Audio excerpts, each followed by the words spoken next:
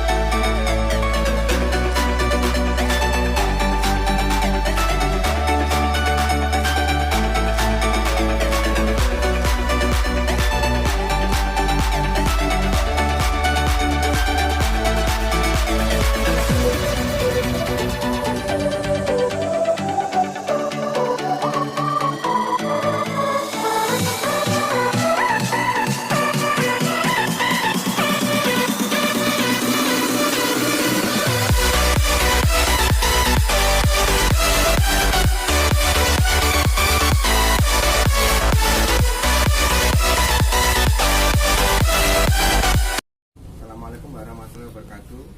Nama saya Baru Sikin. Saya pemilik bengkel Karya Timur Servis ya.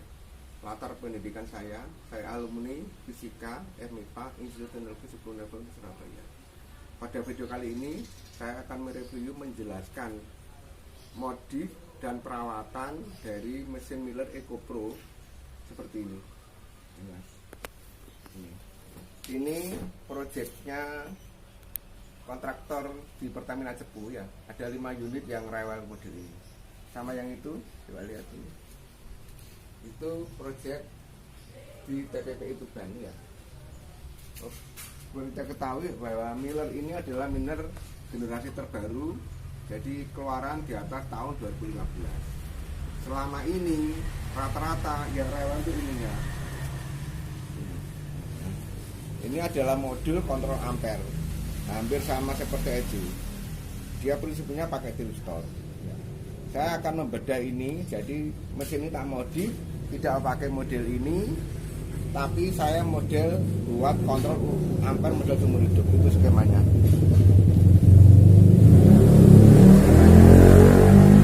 Oke, jadi artinya setelah mesin dimodif, mesin bisa dioperasikan sendiri tanpa perawatan. Jadi tanpa ada ketergantungan dari saya yang memodifikasi, dan tidak ada ketergantungan sama pabrikannya di Amerika sana. Karena sistem kontrolnya ini sudah diganti model seumur hidup. Ya, kita mulai dari awal ya. Mas biarkan apa? Biarkan ini. Ya. Pertama-tama biasanya kan Miller tuh pakai DET tipe 912 atau 1011. Miller ini pakai Mitsubishi. Nah, Miller ini sistemnya lain dengan diesel konvensional. Kalau diesel konvensional biasanya kan solenoid di sini fungsinya cuma buka nutup, artinya hidup atau mati.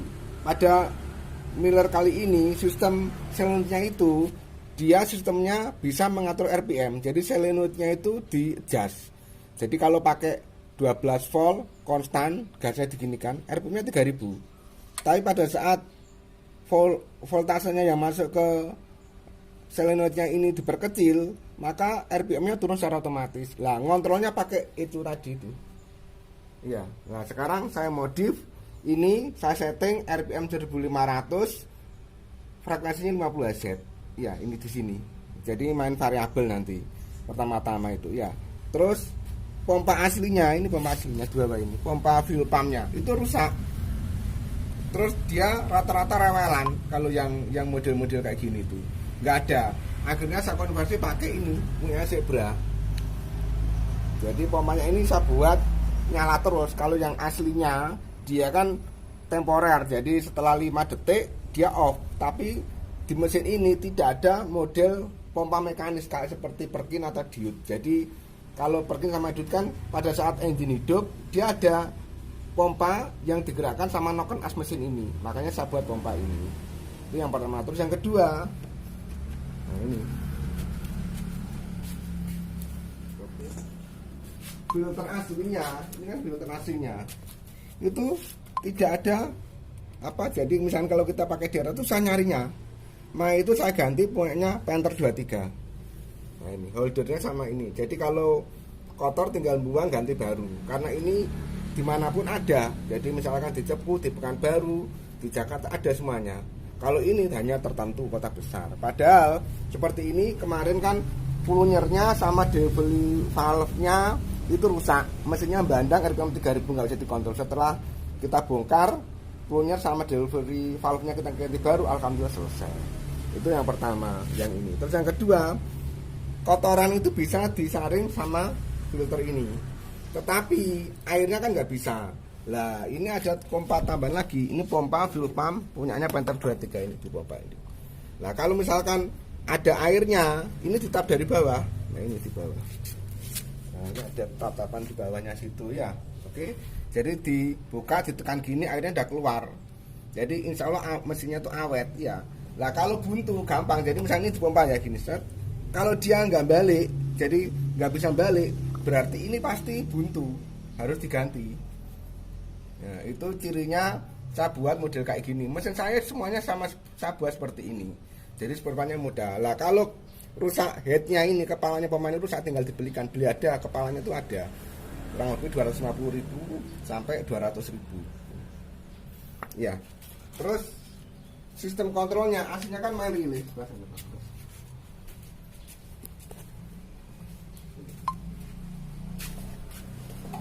Nah, sistem kontrolnya semua itu kan digerakkan sama relay-relay ini. Nah, relay ini. Relay model gepeng kayak gini agak susah. Jadi di Surabaya susah, di luar Jawa tambah susah. Jadi ini skemanya tuh bukan cuma apa rumit, sangat rumit ini coba ini. Masuk ke sini juga ini. Sangat rumit. Iya. Makanya akhirnya saya buat sistem relay model kayak gini. Ini pakai relay punyanya mobil. Ya, 12 volt. Jadi kalau ada kendala tinggal dicabut ganti baru. Coba kita cobakan kayak gini. Dari sana Mas.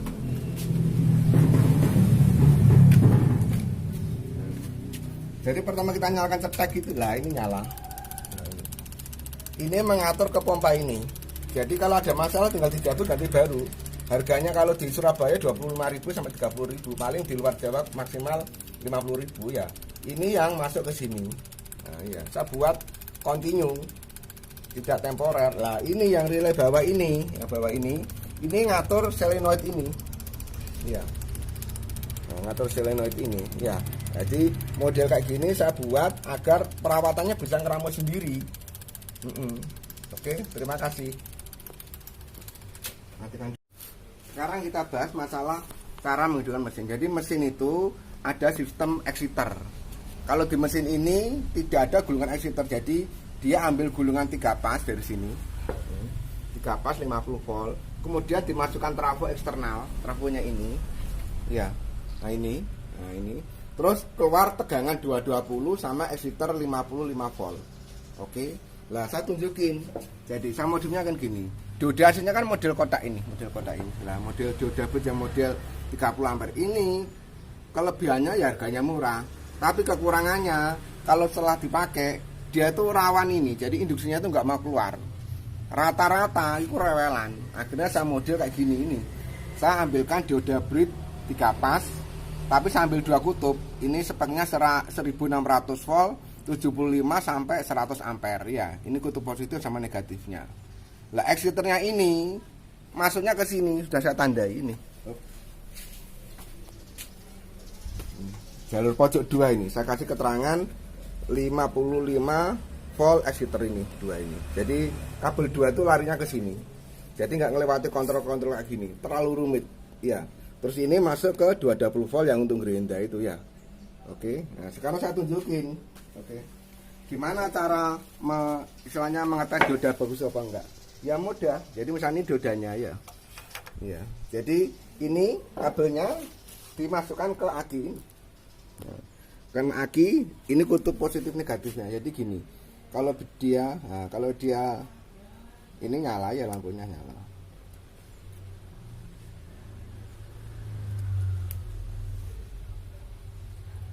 Nah, nyala ya. Jadi ngetesnya mudah.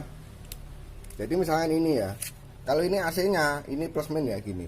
Kalau ini nyala, dibalik nggak nyala, gitu aja. Jangan pakai AVO, tambah ribet. Nih, coba. Kalau ini nyala, ini nggak nyala. Nah, ini nyala, ini nggak nyala. Ini nyala, ini nggak nyala. Ya sama, kayak gitu, bolak-balik gitu. Jadi pakai lampu, lebih mudah, lebih praktis. Jadi saya mengajarkan kondisi di lapangan. Cari AVO susah, jadi pakai aki. Aki kan ada banyak mobil tuh. Terus pakai lampu 12 volt di seri. Jadi modelnya kayak gini. Ini keluar plus, ini min, dibolak-balik sama aja ya. Jadi cara ngetes diodanya kayak gini. Kalau sudah keluar beres, kabel ininya ini masuknya ke brostol plus min ini. Jadi positif negatif itu masuknya ke brostol. Brostol itu karbon berat di sini. Nah, ini brostol di sini. Jadi dipastikan brostolnya tuh nempel di cincinnya tadi itu. Cincin geser namanya itu. Jadi nanti ini yang nyuntik ke alternator supaya dia menginduksi, model kayak gini ya. Oke, matikan. Kita lanjutkan modif rectifier. Ini rectifier aslinya kan ini, dia model Tirtor 6 SCR6. SCR6 ini keluar kabelnya, jadi aslinya kan kabelnya seperti ini.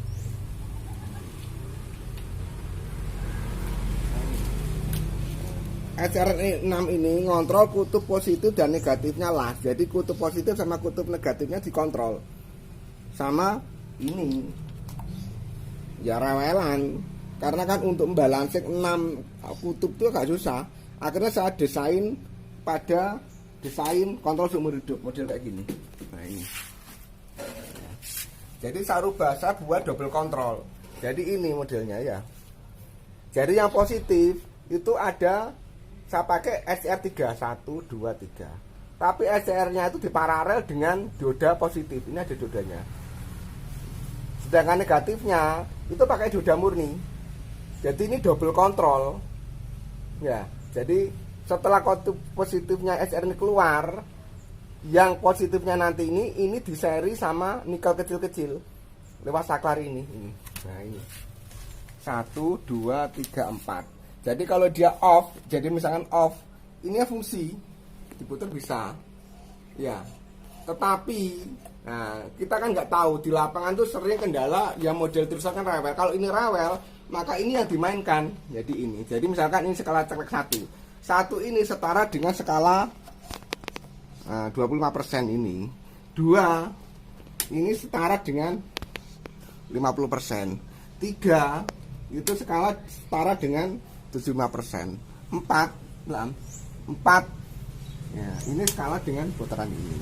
Jadi kalau ini 4 saya on kan semuanya, ini nggak berfungsi. Ya, kalau ini saya off kan, nah, ini berfungsi. Nah, kenapa kok buat seperti ini? Kalau saya buat hasilnya itu akan lebih enak model kayak gini. Tetapi kalau untuk masuk ke perusahaan-perusahaan migas, awalnya kan harus bisa. Jadi modifnya itu harus sesuai dengan aslinya. Lah ini aslinya, ini cadangannya. Tetapi kalau sudah dipakai, rata-rata ini hampir 95%. Mesin saya nggak pernah dipakai karena kalah enak dengan model saklar. Kalau ini kan ngejas, itu artinya dia main variabel. Variabel itu ngejasnya enak, tapi hasilnya kurang konstan. Kalau ini kan konstan. Jadi amper itu langsung konstan ceklek gitu. Jadi ampernya nggak berubah. Ini yang sama namakan desain model seumur hidup. Ya.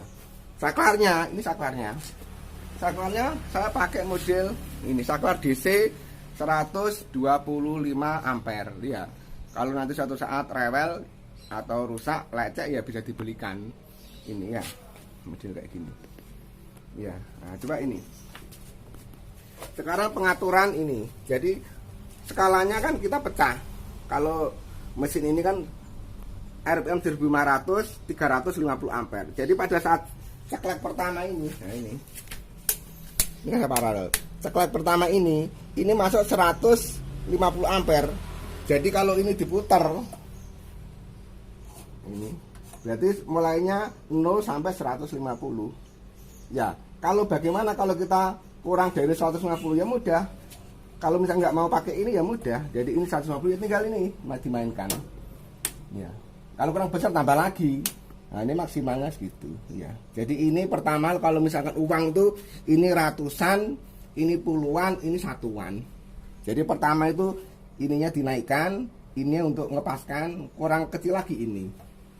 Ini saya makan desain model seumur hidup. Lah, komponen yang dipakai itu semuanya pakai nikel. Gimana? Nah. Ke bawah ini. Catat di bawah, kurang ini.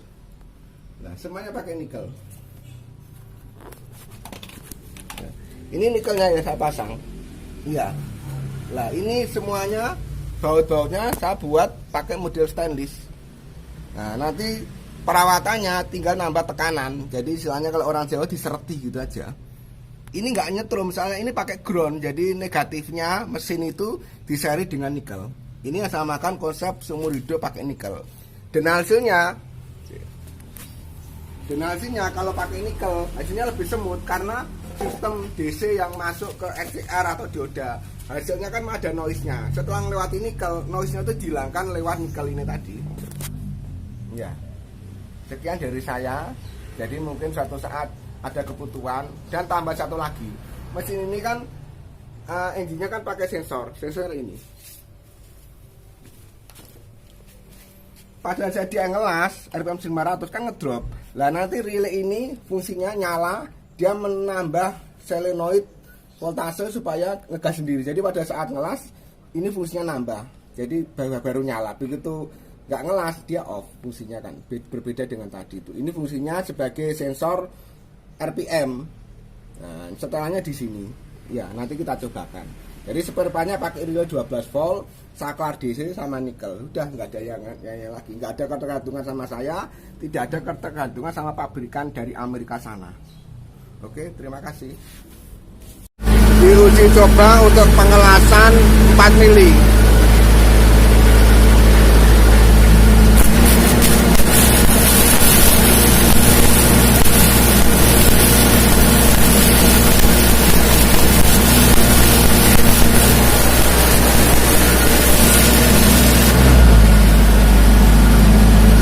Alhamdulillah.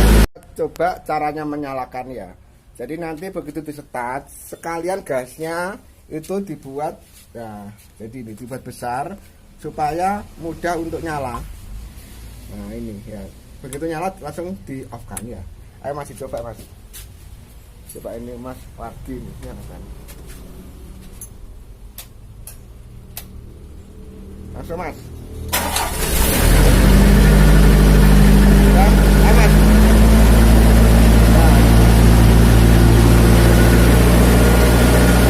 Untuk pengelasan 4 mili ya dicoba.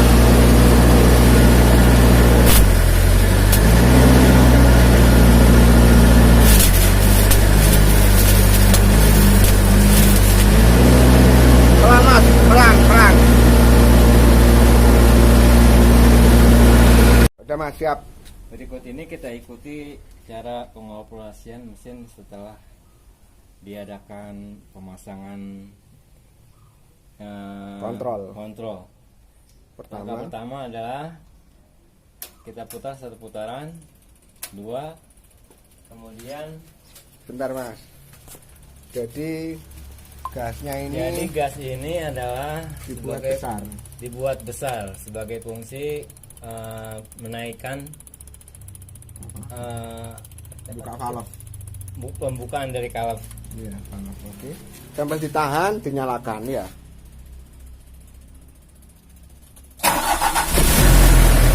Jadi langsung nyala. Kita nyoba untuk pengelasan 4 mili ya. Ini sensornya. Kalau ngelas dia nambah RPM 7.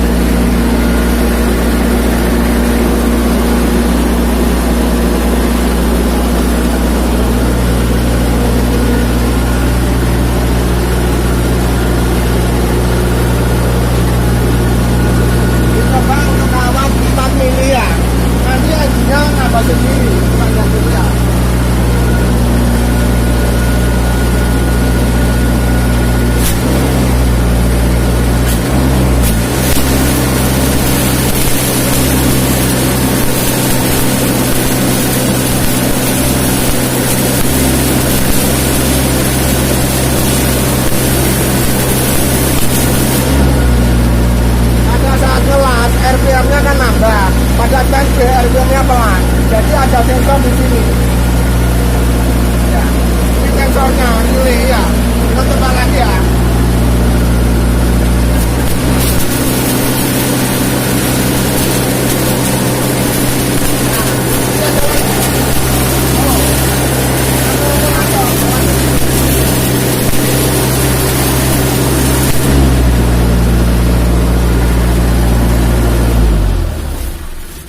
Jadi kalau kawannya bisa jalan sendiri, itu artinya hasil las-lasannya itu ampernya itu konstan dan linier. Oke, terima kasih.